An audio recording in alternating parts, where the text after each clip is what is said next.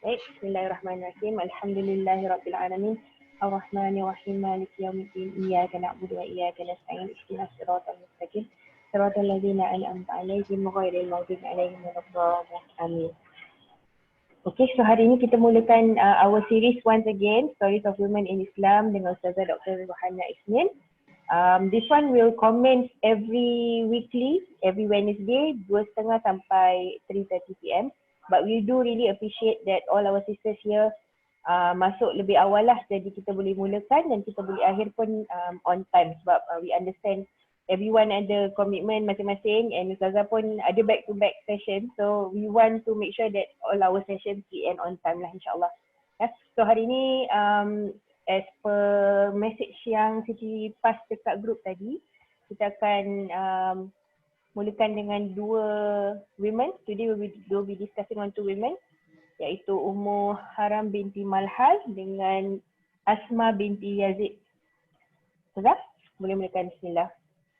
Bismillahirrahmanirrahim. Terima kasih Sister Siti.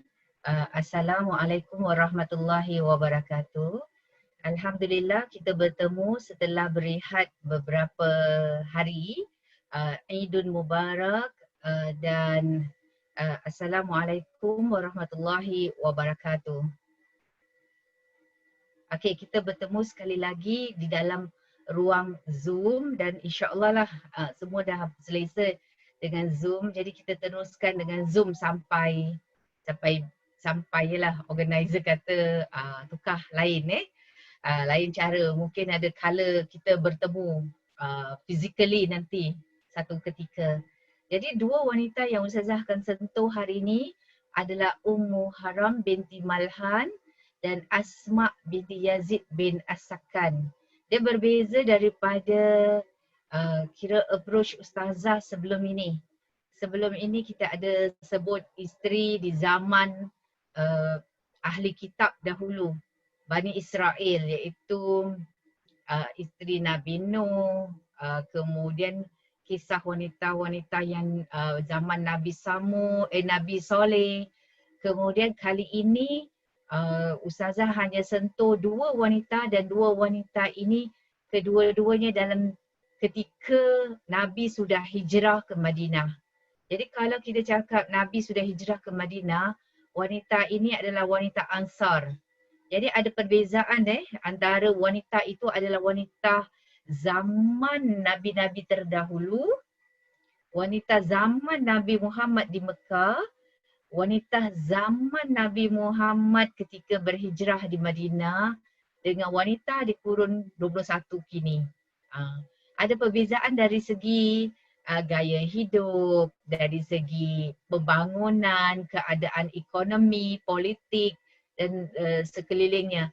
Namun semua share atau semua berkongsi di dalam satu nilai yang sama. Nilai yang itu yang kita nak cari. Nilai yang membawa kepada syurga. Dan kita nak juga belajar nilai yang membawa kepada sesuatu yang tak diingini. Maksudnya nilai-nilai negatif. Takkan kita nak tahu baik saja. Kita perlu tahu juga apa yang tidak baik sehingga kita tidak lakukan perkara tersebut. Itu yang kadang-kala kita selitkan juga wanita-wanita yang mendurhakai, yang Allah murkai sehingga mereka tidak dapat layak untuk masuk ke syurga. Sifat apakah yang mereka miliki sehingga kita ni yang hidup di zaman sekarang ni di kurun 21 cuba elakkan.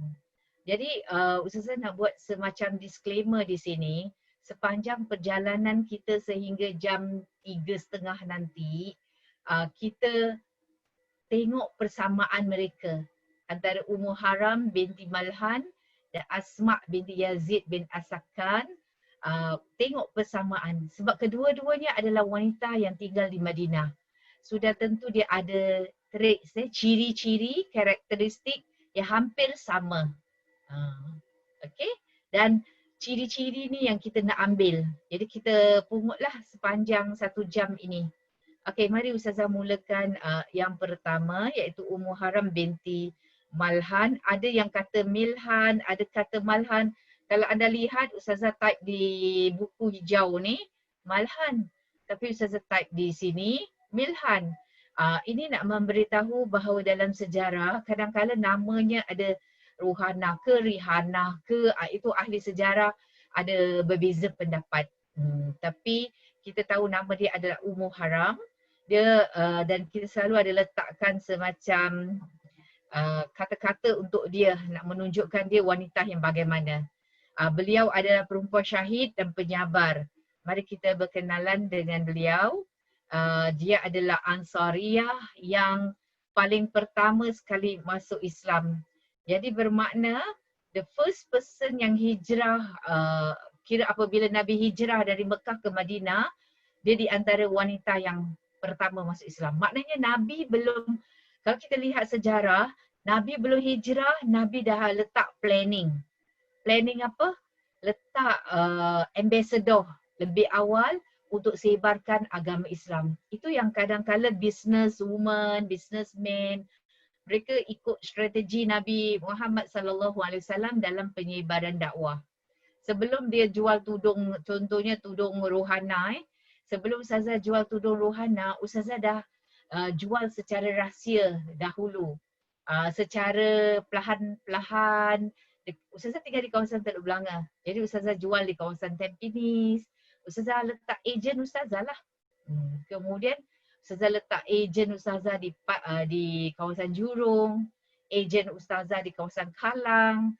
Jadi mereka dah start sharing, dah gunakan jadi sebagai model dan pelan-pelan mereka dah kira letakkan kepada orang ramai lah minat dan jenis tudung tersebut.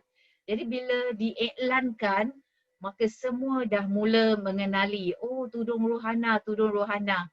Taklah tiba-tiba Ustazah terus pergi ke depan dan memberitahu tudung Rohana. Alah, satu dua saja yang like Ustazah punya video dan satu dua saja yang beli tudung saya. Jadi ini strategi Nabi Muhammad SAW di mana sebelum Nabi berdakwah ke sesebuah tempat, Nabi telah hantarkan ambassador atau wakil secara secret lah dahulu untuk mula sebarkan agama Islam. Jadi bermakna, kenapa Ustazah cerita ini? Bermakna wanita-wanita Ansar atau pemuda-pemuda Ansar ada di kalangan mereka yang dah peluk agama Islam. Nabi belum sampai lagi mereka dah peluk agama Islam. Jadi bila Nabi sampai, dan sebelum Nabi sampai sebenarnya Nabi dah buat dua pertemuan. Satu pertemuan pertama dengan pertemuan kedua. Dan Ummu Haram di antara wanita yang pergi kepada salah satu daripada pertemuan tersebut dan buat bai'ah bahawa dia akan menyokong dan membantu Nabi Muhammad SAW. Jadi dengan lain perkataan, Nabi belum lagi bertapak dekat Madinah, Nabi dah buat MOU, perjanjian, dan dah ada supporter, pengikut Nabi. Ini yang kita nak. Kejap ya Ustazah tengok mesej, mungkin ada yang suara tak dengar ke? Okey, dengar. Okey, suara saya dengar Okey. Kemudian apabila Nabi Muhammad SAW berhijrah dengan Abu Bakar, kita tahu cara Nabi berhijrah bukan ramai-ramai tapi semua pergi berasingan, dan apabila yang terakhir sekali kira batch Nabi lah, mereka menunggu Nabi Muhammad SAW dan kumpulan Ansariyah Ansar sudah menunggu. Yang datang dari Mekah namanya Muhajirun, yang ori Madinah original itu Ansar. Jadi bermakna kita akan tahu sedikit sebanyak ciri-ciri wanita dan lelaki Ansar. Sebab Muhajirin ni yang datang, mereka sehelai sepinggang. Mana boleh bawa rumah nak merentasi padang pasir, nak bawa harta. Dan Rasulullah sendiri juga tak adalah bawa harta mereka. Jadi bermakna bagaimanakah sifat-sifat yang dimiliki oleh orang Ansar. Kita akan nampak dari dua watak yang Ustazah akan ketengahkan hari ini. Kita nak tengok ramai mungkin tak sempat. Kita hanya tengok 2 wanita. So sudah tentu mereka mempunyai ciri-ciri ithar. Ithar ni dalam bahasa Arab dalam bahasa Melayu Romanize I-I-T-H-A-R. TH ni tak, ithar. Okay, sifat isar mereka. Isar tu maknanya dia mendahulukan orang lain lebih dari diri mereka. Dan kalau kita lihat orang Ansar mereka ada jiwa nak menolong. Itu yang turun surah At-Taubah ayat 100 yang ada dekat skrin. Jadi Ummu Haram di antara orang pertama yang peluk agama Islam. Nabi Muhammad SAW belum datang lagi, belum hijrah lagi. Beliau sudah peluk agama Islam. Dan mari kita lihat ayat Al-Quran surah At-Taubah ayat 100. Orang-orang yang terdahulu lagi yang pertama-tama masuk Islam, tak kira dari golongan yang Muhajirin atau yang Ansar, mereka adalah orang-orang yang mengikuti mereka dengan baik. Allah redha kepada mereka dan mereka pun redha kepada Allah, dan Allah menyediakan bagi mereka syurga-syurga yang mengalir sungai-sungai di dalamnya selama-lamanya. Mereka kekal di dalamnya, itulah kemenangan yang besar. Jadi automatically dalam surah At-Taubah ayat 100 ini nak membuktikan the first generation minal awwalin, yang pertama peluk agama Islam, mereka lah yang akan rasa cabaran yang berat dengan Nabi Muhammad sallallahu alaihi wasallam. Tak kisah di kalangan Muhajirin dan juga di kalangan Ansar. Jadi contoh hari ni Ummu Haram di antara orang yang awal. Jadi kita nak tengoklah siapa dia. Kita nak ambil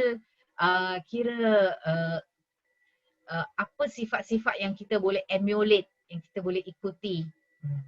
Sebab mereka dah dijamin masuk syurga. Jadi dalam cerita ini automatically kita tahu orang yang ikut perang Badar dengan Nabi 313 dah dijamin masuk syurga.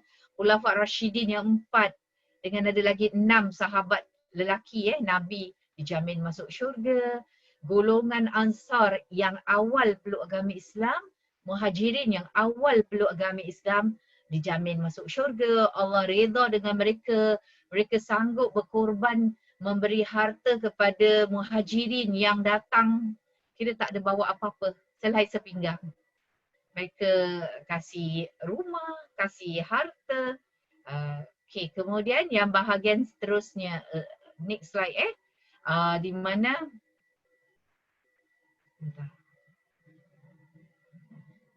okay, Ummu Haram bin Malhan, ini saya letak nama panjangnya. Ummu Haram bin Malhan bin Khalid Al-Ansariyah Al-Najariyah Al-Madaniyah. Ummu Haram bin Malhan nama dia, bin Khalid Al-Ansariyah maknanya dia golongan Ansar, Al-Najariyah keturunan dia atau tribes dia nama Al-Najariyah, Al-Madaniyah kerana dia stay dekat Madinah. Dapat dijaminan masuk syurga seperti yang kita sebut tadi, nikah dengan lelaki yang lelaki ni Saidina Umar letakkan sebagai equivalent to 1000 lelaki. Apa sebab? Kerana di zaman Saidina Umar, Saidina Umar ni masa Saidina Umar jadi khalifah, di zaman Saidina Umar, dia mula zaman Nabi, zaman Abu Bakar, kemudian zaman Saidina Umar. Okay, waktu Saidina Umar menjadi khalifah, Saidina Umar mengutus lelaki ini iaitu sahabat Amru bin Al-As untuk pergi ke Mesir. Kemudian apabila sampai ke negeri Mesir, Amru bin Al-As tulis surat dengannya Saidina Umar, wahai Saidina Umar, tak cukuplah. Kami memerlukan lagi 4,000, beberapa lagi bantuan.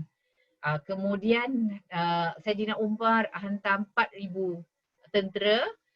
Setiap 1,000 Saidina Umar letak satu pemimpin. Jadi Ubadah bin Samit ni dia pegang salah satu daripada 1,000 itu. Jadi bermakna 1 is equal to 1,000. Ustazah jadi ketua 10 orang saja, 20 orang sahaja. Ini jadi ketua 1,000 orang. Nak perintah 1,000 askar. Bagi sayap kiri, sayap kanan macam mana nak jalan. Jadi Masya Allah, Jadi sebab itu beliau digelar oleh Saidina Umar, maknanya wahai kira Ummu Haram, kau berkahwin dengan lelaki yang sama equivalent dengan 1000 lelaki, which is Ubadah bin Samit. Okay, mari kita lihat the next slide. Beliau hidup dalam naungan iman dan tauhid. Maksudnya both of them, husband and wife. Kedua-duanya kebetulan model suami isteri yang sayang pada Nabi, cinta pada Nabi. Apa-apa mereka dahulukan Nabi dahulu, mereka dahulukan Muhajirin dahulu. Jadi compatible lah, kufu lah.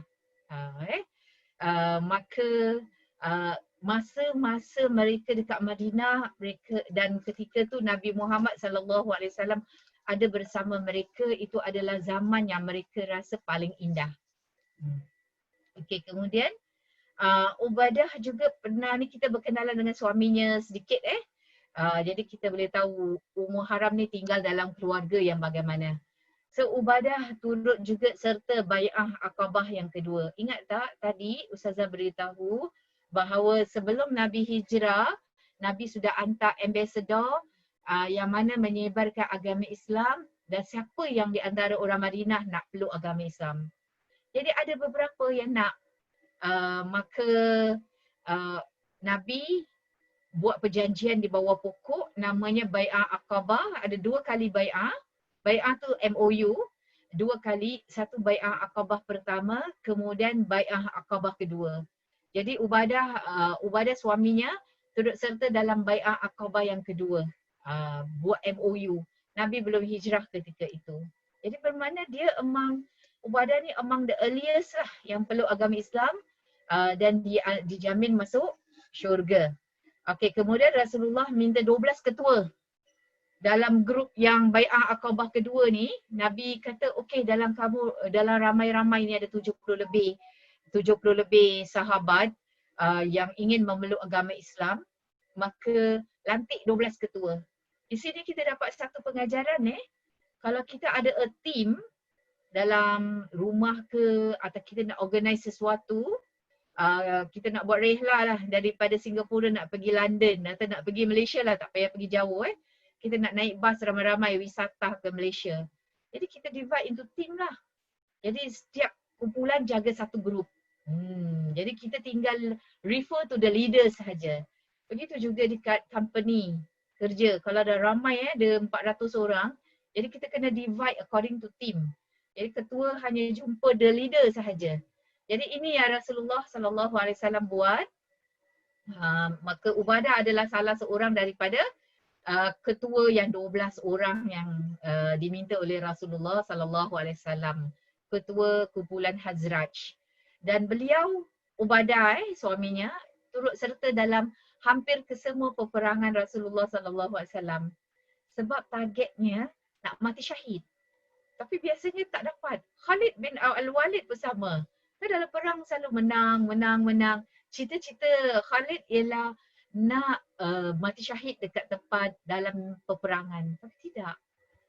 Khalid mati di atas katil. Di rumah maknanya. Jadi Ubadah di antara orang yang cita-cita untuk mati syahid, sebab itu apabila ada saja peperangan beliau pergi. Macam kita beginilah, majlis ilmu ni kan kira majlis yang mana malaikat hadir, ikan di laut pun memberi tasbih, kemudian burung-burung berkicau ni semua membacakan tasbih untuk kita, mendoakan kita. So ada saja majlis ilmu kita nak pergi. Macam Imam Abu Hanifah, dia Imam Ahmad bin Hanbal, dia sedang menulis, masih belajar, pegang pena, terus meninggal. Jadi meninggal dalam perkara baik. Kita tidaklah dalam peperangan. Kemudian okey, cukup mengenali dengan keluarganya siapa ni, Ummu Haram. Mari kita lihat keluarganya Ummu Haram secara detail. Okey, di tengah-tengah ni adalah Ummu Haram. Ummu Haram, beliau punya suami iaitu Ubadah bin Samit, dan Ubadah bin Samit ada lagi adik-beradik namanya Aus bin Samit. Kita kita berkenalan sedikit dengan suaminya lagi. Aus bin Somit ni dia ada isteri namanya Khawlah binti Sa'labah. Khawlah binti Sa'labah, bagi sesiapa yang ingat atau belajar bab fikir, beliau yang sering mengadu kepada Nabi Muhammad SAW di mana suaminya dah menziharkannya dan menyamakan diri dia dengan wanita lain. Zihar tu maknanya menyamakan isteri dia dengan wanita lain. Wanita lain tu wanita yang suami ni haram bernikah. Iaitu dia telah samakan, wahai isteriku, punggungmu ke tempat yang memberahikan, punggungmu ni sama macam mak aku, mak suami punya punggung. Jadi inilah Khawlah ni. Dia mengadu dengan Nabi Muhammad sallallahu alaihi wasallam, tapi Nabi Muhammad sallallahu alaihi wasallam tak dapat jawapan lagi sebab belum turun ayat. Jadi dia jumpa Nabi, tapi Khawlah tunggu lama juga. Akhirnya Khawlah bermunajat dengan Allah. Ya Allah, bantulah aku. Bagaimana nak selesaikan masalah aku ni? Kenapa Khawlah pandai sangat sampai nak mengadu? Sebab proses zihar ini adalah satu budaya zaman jahiliah. Kalau dia tak nak ceraikan isteri dia dan dia tak nak isteri dia, dia nak biarkan isteri dia menanggung, kira biar hidup, kira tak cerai, tak dalam alam perkahwinan, kira gantung tak bertali. Maka orang zaman jahiliah buat macam gitu. Dia sumpahkan isteri dia punya tempat berahi sama macam mak dia, mak suami. Maka suami tak boleh bersetubuh dengan dia dan dia tak boleh kahwin dengan orang lain sebab dia dikira bukan hak suami. Kira semacam domestic violence lah. Jadi Khawlah tak tahu macam mana nak selesaikan masalah. Khawlah refer to Nabi Muhammad sallallahu alaihi wasallam. Maka Nabi tunggu beberapa hari dan Khawlah pun mengadu dengan Allah. Maka Allah turunkan ayat di mana Khawlah ni bermunajat dengan Nabi Muhammad sallallahu alaihi wasallam, maka terjawablah persoalan itu kerana dan apabila kes ini dibawa ke tengah, maka diselesaikan. Kalau Aus nak bersama dengan isteri dia, kena bayar kafarah. Kafarah. Dan jika tidak, jatuhkan cerai. So nak tahu lebih lanjut mungkin boleh fokus dan tengok cerita pasal Khawlah binti Sa'labah ini. Dan suami dia tu Aus bin Somit, adik-beradik dengan Ubadah bin Somit. Kita punya kira star of today is Ummu Haram. So Ummu Haram mempunyai suami namanya Ubadah bin Somit dan mereka dapat anak namanya Muhammad bin Ubadah, dan Ummu Haram mempunyai adik-beradik 3 lagi. Ini adik-beradik Ummu Haram sebelah kanan namanya Haram. Nama dia Ummu Haram. Tapi ada adik-beradik nama Haram, ada nama Sulaim, ada nama Ummu Sulaim, iaitu Rumaisyah. Haram dengan Sulaim nama lelaki. Ummu Sulaim atau Rumaisyah kita dah sentuh. Ingat tak nama anaknya Anas bin Malik? Anas bin Malik.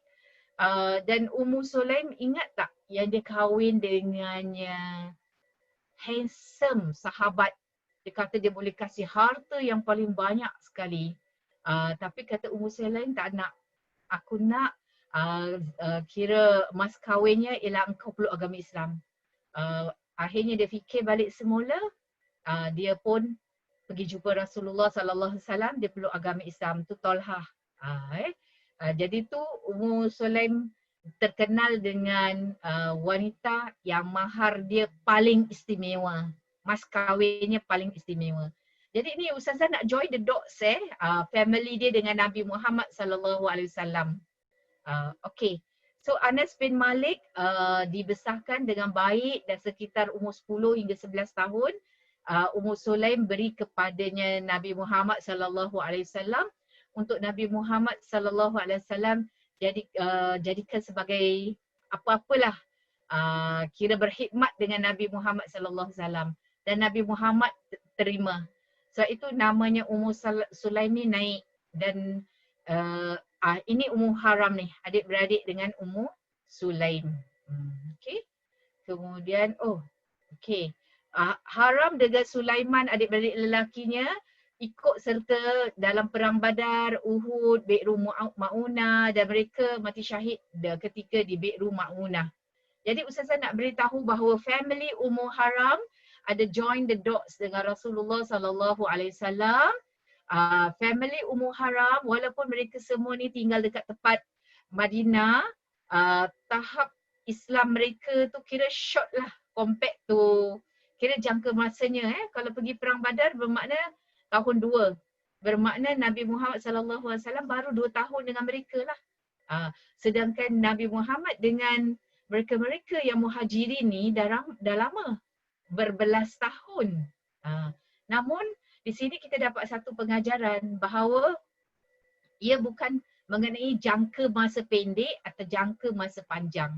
Pengorbanan yang diletakkan dalam jangka masa pendek dan jangka masa panjang tu yang memainkan peranan penting. Walaupun dia masa pendek, tapi tengok ni, semua family dapat berkhidmat pada Rasulullah sallallahu alaihi wasallam. Semua termasuk Ummu Haram pun bercita-cita untuk mati syahid. Pernah tanya Nabi, adakah aku di kalangan orang yang mati syahid? Okay, the next one, Ummu Haram. Ni baru fokus kepada star kita hari ini, iaitu Ummu Haram. Ummu Haram adalah wanita hafizah. Mana ada Quran dalam buku kan, dalam mushaf. Jadi bila Nabi Muhammad sallallahu alaihi wasallam ada majlis ilmu, beliau dengar dari sahabat, beliau hafal. Jadi kalau hafizah ni maknanya dia dah hafal lah Quran. Dan kita tahu orang yang sekitar itu adalah mereka dalam kategori photographic memory.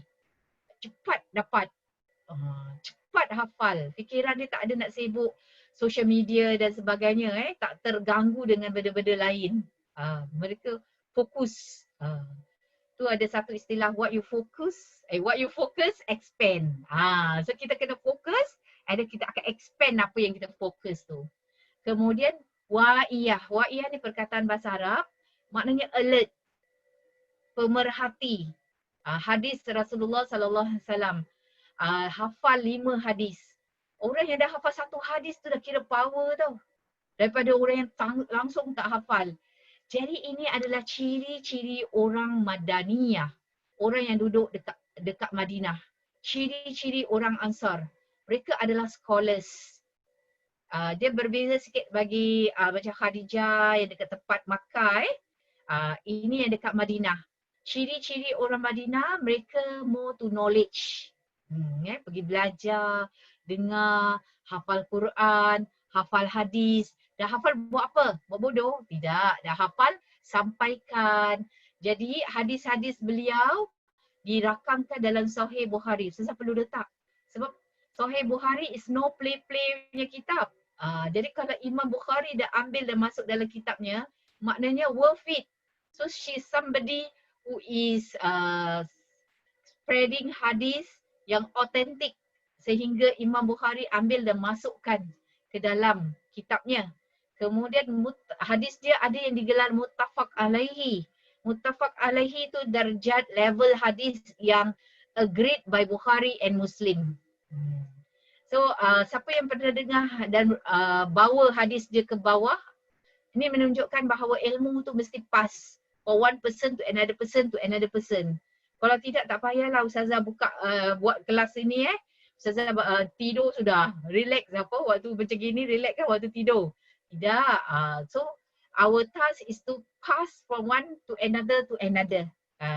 Okay, so this Ummu Haram pass apa yang beliau dengar dari Rasulullah sallallahu alaihi wasallam kepada Ubadah, Anas bin Malik maknanya anak saudara beliau, Umair bin Aswad, Atha bin Yasar, Ya'la, Shaddad bin Aus. Ini semua nama-nama tak berapa familiar kerana mereka tinggal di Madinah. Dan kalau kita lihat nanti perang Uhud, yang mati dari syahid di perang Uhud dan mati syahid di perang Badar, kebanyakannya penduduk Madinah. Namanya jarang disebut. Jadi mereka ni traits atau ciri-ciri yang tinggal di Madinah, mereka senang menerima ilmu dan mereka pass from one person to another person. Kemudian Ummu Haram di antara cirinya ialah mementingkan Rasulullah dan Muhajirin. In fact bukannya Ummu Haram sahaja, kebanyakan Ansar, tak kisah lelaki dan perempuan. Mereka ada beberapa isteri, mereka ceraikan satu, mereka kasih satu. Dan saya dah pernah sebut bahawa ini ciri-ciri Middle East di mana ought for them to marry one wife only. So they normally have 4 wives. Ada yang ada 10 wives. Tapi bila Nabi Muhammad SAW dah bertemu mereka dan mereka telah berpeluk agama Islam, maka mereka ceraikan yang 6, mereka kekalkan yang 4. So sedih okay. Terus the next one, ini di dalam surah Al-Hashr ayat 9. It is worth reading so that we know what happened. Dan orang-orang yang telah menempati kota Madinah dan telah beriman, iaitu grup Ansar, sebelum kedatangan mereka iaitu Muhajirin. Mereka iaitu Ansar mencintai orang yang berhijrah kepada mereka Muhajirin. Dan mereka, sebab banyak ganti nama, so kena letak dalam bracket mereka tu siapa Dan Ansar tidak menaruh keinginan dalam hati mereka terhadap apa-apa yang diberikan kepada Muhajirin. Mereka beri dengan erti kata beri. Tak ada, ya Allah bekas isteri aku kasih dia. Alah, no worth it lah. Lebih baik aku yang pegang. Tak ada. Harta mereka beri. Dan mereka mengutamakan orang-orang Muhajirin ke atas diri mereka sendiri. Itu namanya sifat ithar. Mengutamakan orang lebih dari diri dia sendiri. Sekalipun mereka dalam kesusahan, mereka tetap utamakan. Dan siapa yang dipelihara dari kekikiran, kikir ni maknanya lokek pada diri, maka kalau Allah pelihara mereka dari lokek, maknanya mereka tidak lokek, maka mereka dikira dalam orang-orang yang beruntung. Bukankah kita nak, kita ada banyak kan setelah peristiwa COVID-19 ni, kita duduk dekat rumah, kita perhatikan yang baju tak perlulah nak banyak. Kemudian makanan apa yang ada. Jadi kita dah balik tu minimalist. Jadi apa yang kita ada ni kita better learn, sama-sama kita learn dan kita gunakan untuk membantu orang-orang yang memerlukan. Ini sifat orang Muhajirin, Muansar. So Rasulullah sering mengunjungi kira rumahnya Ummu Haram. Dan juga mereka duduk kira dalam satu keluarga, ada Ummu Haram, Ummu Sulaim, adik-beradik yang lelaki, Ubadah bin Samit, Anas bin Malik dalam rumah itu. So kadang-kadang bila Nabi Muhammad SAW singgah ke Quba, Nabi Muhammad akan ziarah dan duduk makan dan kadang-kadang tidur di rumah tersebut. Pernah beliau tidur, kemudian beliau bangun, beliau ketawa. Rupanya beliau ada mimpi. Tu mimpinya nanti Ustazah beritahu. So riwayat Anas, Nabi kunjungi aku, ibuku, makcikku dan Nabi kadang-kadang pesan, okey bangun-bangun. Mari sembahyang, kita solat nafilah. Jadi ini satu pengajaran untuk diri kita. Kita cepat keluarkan sotong ni. Keluarkan siput sedut ini. Mari kita lebih kepada orang datang, fokus kita ialah makanan. Tapi Nabi Muhammad SAW datang, mari sembahyang berjemaah together. Solat nafilah tu solat sunat. Rasul sering doakan kebaikan dunia dan akhirat untuk family ni. So it is wafah datang dari Nabi Muhammad SAW. Kemudian Anas sendiri kata Nabi Muhammad pernah doakan beliau supaya beliau banyak harta, banyak anak, keturunan, panjang umur. Betul, doa tu makbul dan beliau ada banyak harta. Ni the next one.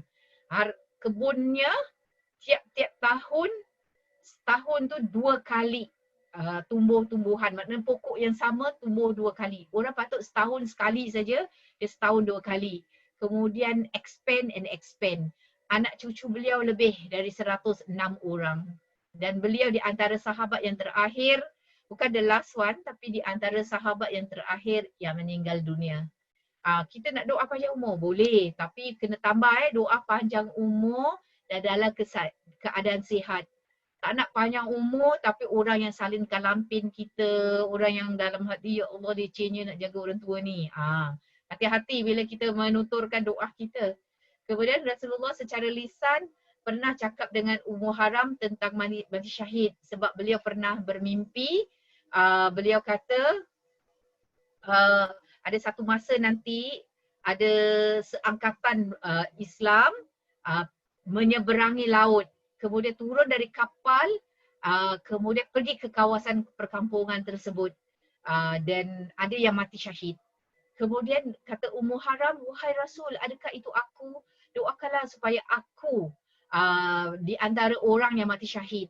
Kata Rasulullah, yes, engkau di antaranya. Jadi betul, lautan itu adalah ketika zaman Muawiyah bin Abi Sufyan menjadi leader peperangan, dan ketika itu masih lagi zaman Saidina Uthman menjadi khalifah. Saidina Uthman mengutus Muawiyah bin Abi Sufyan pergi ke Cyprus.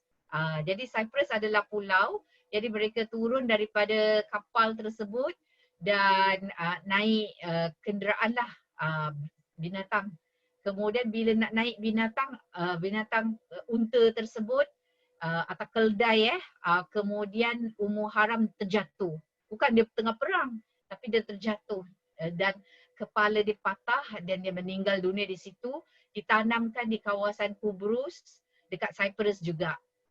Jadi jenazah dia diziarahi oleh orang-orang Cyprus, orang-orang Islam, ada orang kira tempat kawasan perkuburannya, orang-orang Eropah pun ziarahi dan dah fahamlah, dah mula macam minta berkat lah, minta doa lah, sebab mereka merasakan itu perkuburan orang solihah. So siapa ini Ummu Haram lagi? Orangnya tegas, memegang prinsip agama walaupun Rasulullah SAW sudah meninggal dunia, sebab beliau kan hidup sampai zaman Saidina Uthman bin Affan. Of course sedih, rasa Ubadah dengan suami isteri merasakan kehilangan, bukan mereka saja, maknanya orang Islam ketika itu merasakan kehilangan betul-betul yang hati mereka ada pada Rasulullah, mereka rasa sedih. So wafat pada tahun 27 Hijriah. Waktu tu pemimpin peperangan adalah Muawiyah bin Abi Sufyan pada masa Khalifah Uthman bin Affan, dikubumikan di Kubrus iaitu Cyprus. Kuburan ni digelar kuburan perempuan soleh, ramai yang datang untuk minta berkat. Ada yang salah lah kira minta berkat. So Cyprus ni macam apa namanya ni, crab shoe, shoe crab shoe. Apa benda tu. Jadi tu dia seperti pattern begini, dia di salah satu tempat namanya Kubrus. Okay. Kemudian mari kita lihat kisah yang kedua, Asma binti Yazid bin As-Sakan. Saya letak nama datuk dia juga sebab nama datuk dia very very popular. Perlu diingat juga. Juru bicara kaum wanita. Beliau adalah wanita yang tinggal di Ansar, wanita Ansar yang tinggal di Madinah. Jadi salah satu ciri orang Ansar ialah mereka scholars. Rajin menuntut ilmu, rajin mendengar Quran dan hadis, sampaikan balik kepada orang yang sekeliling. Kemudian beliau dikira kategori yang selalu duduk dengan Nabi, berdiskusi dengan Nabi. Contohnya macam wanita-wanita yang boleh pergi dekat parlimen lah. Sekarang ni kan ada wanita-wanita yang duduk di parlimen kerana mereka bagus dalam public speaking. Jadi Asma binti Yazid bin As-Sakan, dia punya keistimewaan ialah bijak berbicara. Okay. Kemudian mari kita lihat kehebatan berhujah. We need this kind of people kerana dia kira salah satu dari ciri-ciri yang boleh menyebarkan dakwah. Tapi bukan maknanya muhajirin tak bagus masing-masing ada ciri-ciri masing-masing. Muhajirin sebelum-sebelum ni kita ada cerita. Mereka bagus dalam bersajak, dalam menyusun kata-kata, dalam bersyair. Jadi memang budaya zaman jahiliah, orang yang bersyair tu hebat orangnya, dan mereka boleh panggil dan boleh immediately ucapkan syair. Tapi Asma binti Yazid bin Sakan ni, beliau berhujah. Hujah ni membentangkan debate mereka, beliau, dan kata-kata beliau selalu bernas. Bukan dalam bentuk syair sangatlah. Jadi apa sebab orang kalau berhujah ni, berdialog, mesti ada isi. Jadi isi beliau adalah Al-Quran dan hadis Nabi. Beliau di antara orang yang knowledgeable person. Belajar tentang Quran, mendalami hadis, kemudian beliau ada daya pikat dalam ucapan. Dari segi pergaulan, beliau banyak pengalaman, selalu jadi frontliners, tolong dalam peperangan, tolong janda-janda yang suami-suaminya kematian. Jadi beliau dapat banyak pengalaman. Itu yang beliau selalu bawa ke depan dan mewakili wanita. Jadi bermakna kita ada role model lah. Wanita yang mewakili wanita-wanita yang tidak dapat bersuara. Okay. So beliau ada daya pikat di dalam ucapannya. Jadi kita ni perlu juga ada strategi begini. Dan beliau digelar Khatibatun Nisa, ni perkataan bahasa Arab. Khatibah ni maknanya juru bicara kaum wanita. Dan Aisyah, isteri Nabi Muhammad SAW sendiri ada beri testimoni bahawa siapa wanita ni, sebaik-baik wanita adalah wanita Ansar. Ini Aisyah sendiri cakap. Sebab pada beliau wanita Ansar ni very brave. Tak takut. Mungkin kerana lasak kehidupan di Madinah sebab mereka selalu berperang kan, Aus dengan Khazraj, ada grup Yahudi yang kacau juga. Jadi kehidupan mereka kehidupan yang perlu berani ke depan.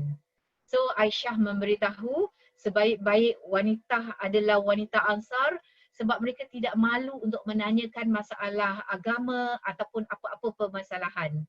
Jadi kalau anda lihat hadis-hadis Nabi Muhammad SAW, selalu ada nama Asma binti Yazid. Asma binti Yazid. So now have a look out at the hadis. Hadis, siapakah namanya, nama-nama wanita selalu yang keluar. Kadang-kadang Asma binti Umais, dia ada beberapa nama yang very very popular yang selalu disampaikan Rasulullah SAW. Okay, dia di antara keluarga syuhada juga. Ayah meninggal, kemudiannya ibu anak lelaki meninggal, kemudian bapa saudara meninggal. Syuhada maknanya mati syahid dalam peperangan. So ayah, anak, bapa saudara semua pergi berperang dengan Nabi, maknanya menolong Rasulullah SAW dan mati syahid. Okay, mari kita pergi the next slide. Khandaq. Perang Khandaq adalah perang di mana mereka gali parit, pihak Islam gali parit. Jarak mereka tahu bahawa ada peperangan hanya 10 hari. Itu pun kerana ada yang hantar surat kepada Nabi, kemudian Nabi dapat berita bahawa Abu Sufyan nak datang. So within that 10 days mereka kena cepat bertindak sebab pihak musuh ada 10,000 orang. They have no choice. Kalau physically mereka tak boleh lawan berapa ramai tu. Memang jadi mereka gunakan strategi lain, iaitu di bawah cadangan Salman Al-Farisi. Salman Al-Farisi cadangkan bahawa di negeri Iran mereka gali parit. So mereka galilah parit yang agak-agak kuda tak boleh lompat. Dan dalam peperangan parit Khandaq ni, another name for perang Khandaq ialah perang Ahzab. Ada surah Al-Ahzab kan. Jadi di mana kontak muslimin dengannya pihak musyrik tak berlaku. Berlaku cuma 2-3 orang saja yang terlepas dekat parit. Dah. Selain dari itu Allah hantar bala tentera Allah, pertolongan dalam bentuk angin, ribut taufan, sejuk, perasaan takut di pihak musuh. kemah berterbangan, digelap gelita, so mereka cabut lari. Kita tak tahu bahawa bantuan Allah itu datang dalam banyak pattern yang berbeza. Kita jangan putus tetap berdoa. Jadi apa peranannya Asma ini? Supporter lah, supplier makanan, pengirim makanan. Bahaya tau. Kalau salah dan silap kena anak panah. Dalam perang Hudaibiyah tak jadi perang. Hudaibiyah adalah suasana ketika Nabi bawa 1,400 orang untuk umrah. Tapi akhirnya Uthman ditahan di Mekah, maka mereka dah buat Bai'ah Ridwan. Bai'ah Ridwan ni janji kalau apa-apa berlaku dengan Saidina Uthman, mereka nak perang. Jadi hampir dah nak perang, maka orang-orang Mekah riliskan Saidina Uthman, maka tak jadi. Tapi mereka dah buat Bai'ah Ridwan. Nak beritahulah ya Asma binti Yazid di antara orang yang hadir kira di antara yang nak pergi umrah yang tak jadi ni di Hudaibiyah, beliau juga hadir Bai'atul Ridwan, sama-sama nak membela kematian Uthman konon-kononnya, tapi tak jadi. Dan beliau juga ada ketika mereka buat treaty perjanjian Hudaibiyah. Kemudian beliau juga hadir dalam perang Khaybar. Perang Khaybar yang mana Nabi Muhammad pergi sendiri, dengan group of muslimin. Saidina Ali jadi ketua ketika itu dan mereka pergi satu kubu fort. Dan attack sampai di last penduduk Khaybar surrender. Jadi Asma ada ikut juga. Yarmouk waktu tu bukan zaman Nabi Muhammad sallallahu alaihi wasallam. Waktu perang Yarmouk lawan Rom. Ini ramai. Yang kata salah seorang patah tangannya, podong tangannya. Jadi ini berlaku pada 13 Hijrah. Nabi Muhammad sallallahu alaihi wasallam sudah wafat 11 Hijrah. Maka Yarmouk ni perang di mana Asma memainkan banyak peranan. Beliau bahagian logistik. Banyak nak jaga logistik. Kemudian beri minuman, beri makanan, buat ubat orang yang luka. Kemudian beliau juga penghibur janda. Apabila beliau zaman tak perang, zaman balik ke negeri, apabila nak sampaikan mesej kepadanya wanita-wanita di Madinah, beliau di antaralah dia nak sampaikan. Yang hak untuk jangan bersedih. So sudah tentu beliau ni pandai bertutur. Kalau tidak, dia tidak jadi penghibur janda yang kematian suami. Kemudian nanti mereka mengadukan keadaan nasib beliau. Mereka lah. Okay, so mari kita pergi the next slide. Adapun kami, ini adalah dia adalah potongan. Saya tak kasih semua. Panjang. Kata-katanya Asma kepada Rasulullah sallallahu alaihi wasallam. Rasulullah waktu tu sedang bersama sahabat. Jadi Asma memberitahu bahawa kita wanita ni ada terkurung dengan terbatas sikit peranan kita. Kita lebih kepada jaga rumah tangga, memenuhi syahwat suami, mengandung, menyusukan anak, jaga harta, jaga anak-anak. Sedangkan suami boleh pergi perang, suami boleh pergi jihad fisabilillah, pergi menuntut ilmu. Jadi macam mana ni? Apa pahala kami? Adakah kami dapat sama pahala? Kemudian Nabi Muhammad sallallahu alaihi wasallam amazed lah dengan kata-katanya Asma. Nabi Muhammad ni ada testimoni Rasulullah. Rasulullah pusing kepadanya sahabat. Rasulullah cakap dengan sahabat, wahai kira sahabatku, lihat pernah tak kalian mendengar orang wanita macam cakap macam gini? Ni hebat ni. Dia boleh sanggup berdiri dan berani bercakap. Jadi bermakna, tapi don't do this to your boss Don't do this to your husband. Jarak kita dengan mereka ni berapa Hijriah? 13 Hijriah, 10 Hijriah. Ni masa ni Nabi hidup lagi. Bayangkanlah ni 7 Hijriah Kita sekarang 1441 Hijriah. jarak kita dengan jarak Nabi Muhammad sallallahu alaihi wasallam tu agak jauh. Jadi dengan lain perkataan, sudah ada beberapa perubahan cara nak approach antara satu dengan lain. Tak boleh directly pergi, boss, I've already learned, I need to be upfront with you and say certain things. I must be brave as what Asma binti Yazid. No.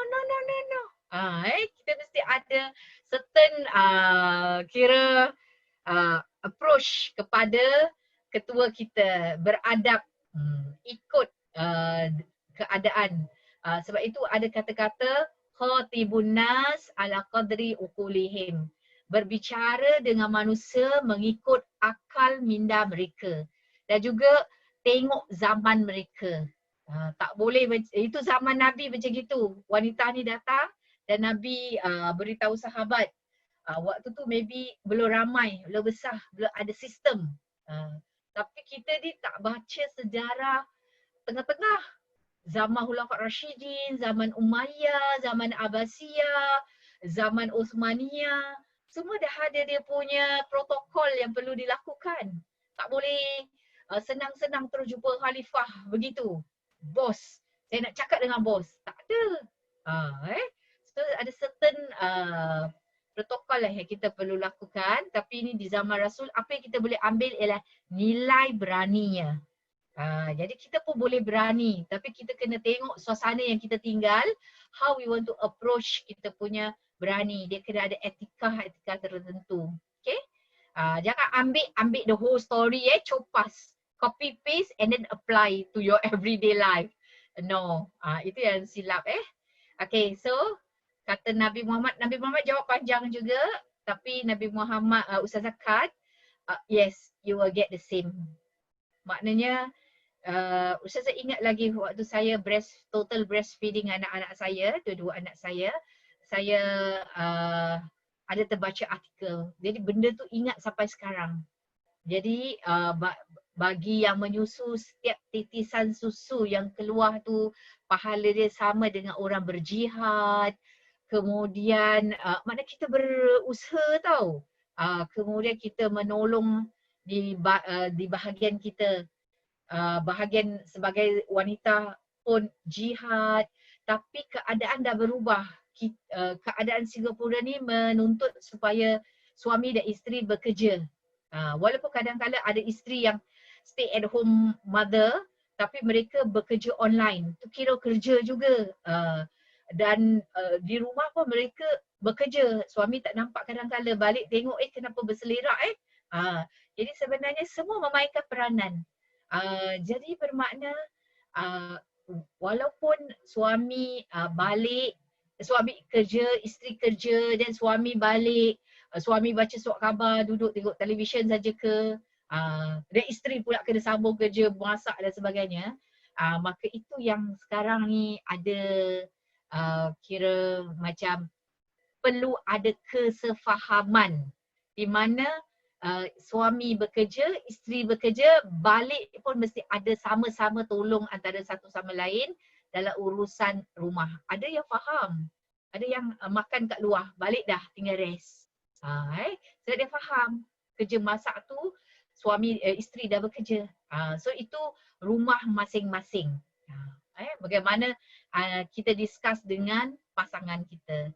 Kemudian tapi dari sudut pahala Nabi Muhammad sallallahu alaihi wasallam kata sama.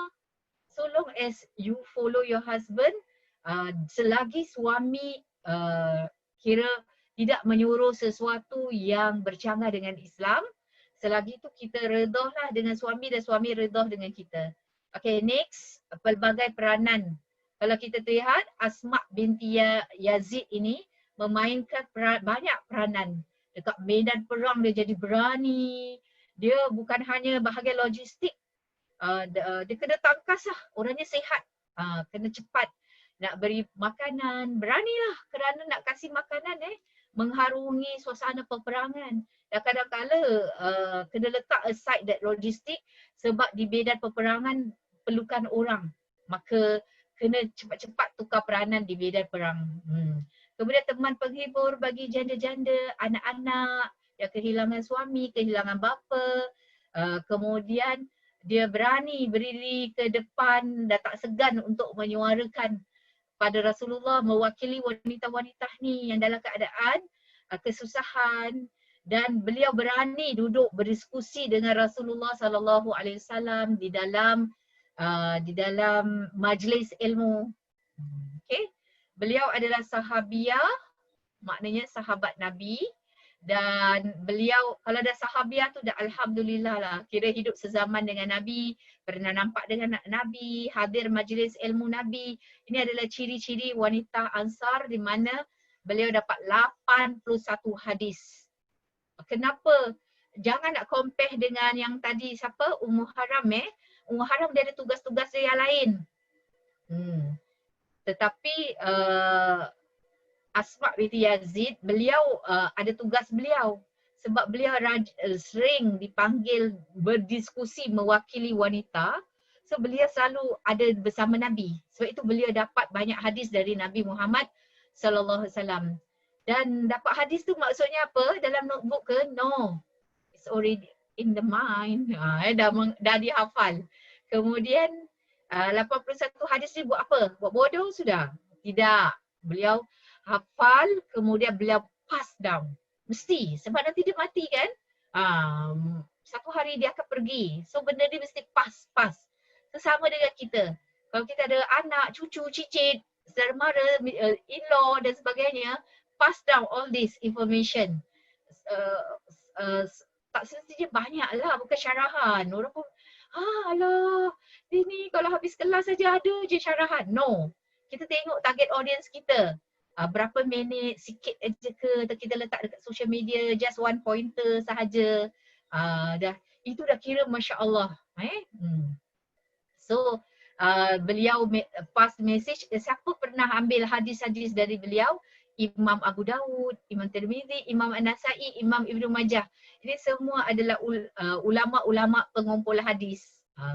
Jadi bermakna being recognized lah. Sering berbincang dengan Nabi, macam kita, nama kita tiba-tiba dalam buku catatan Mr. Mas Agus. Gitulah. Jadi macam kita rasa up sikit. Di dalam kitab-kitab yang muktabar. Wah, kira bermakna this Asma binti Yazid is a no play or no joke person lah.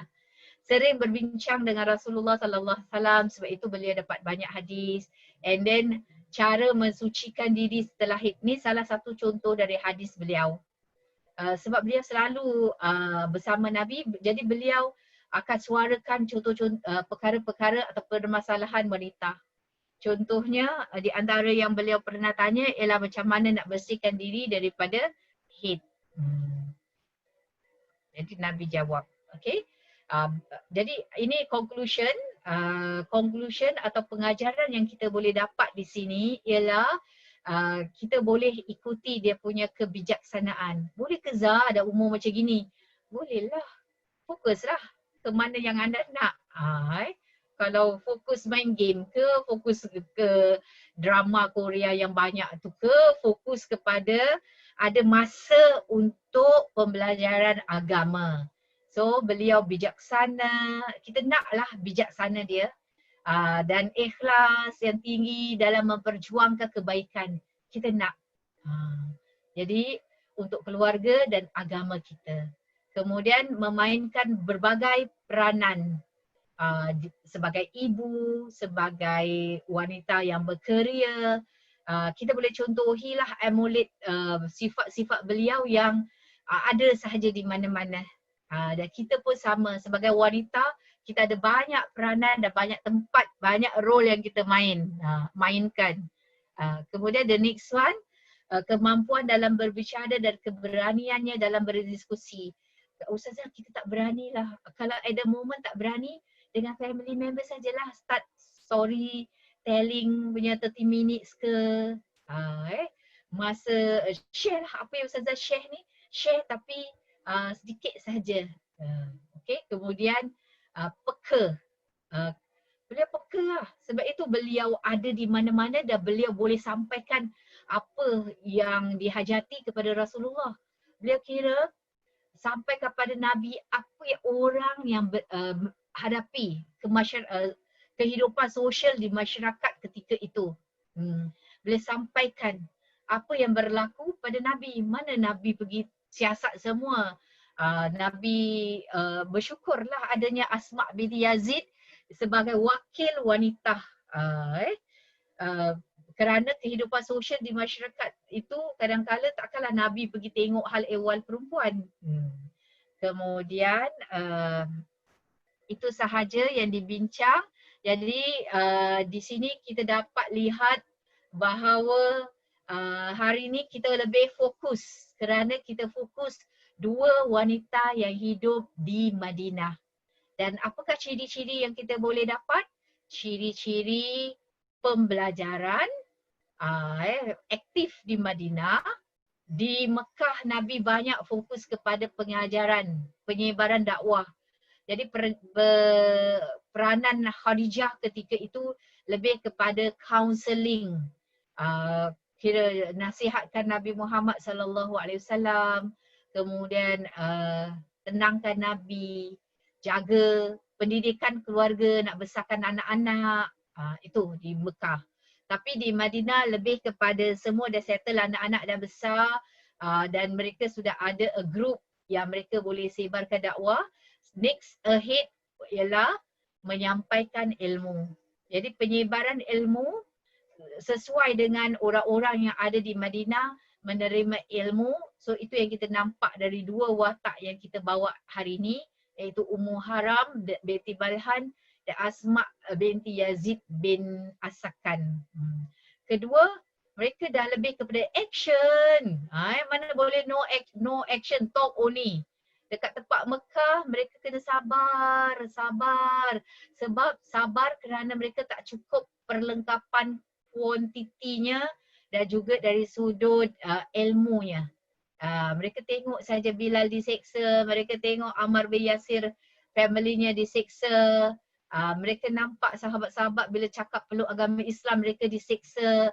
Tapi apabila dah sampai ke Madinah, dah boleh action dengan mengikut serta, turut serta dalam jihad fisabilillah. Tapi bagi kita di Singapura ni sekarang ni bukanlah pergi berjihad dari sudut peperangan angkat senjata. Tu yang silap. Sebab ada orang satu dua segelintir yang ingat, oh masih lagi jihad angkat senjata, ni semua kat depan ni enemy. No. Jihad zaman sekarang adalah jihad macam mana nak menghadapi social media. Jihad nak menghadapi keluarga. Jihad diri. Banyak sangat halangan depan mata. Mana nak tengok drama-drama, mana nak fokus baca buku, mana nak kira menyebarkan dakwah, sendiri nak qiyamul lail.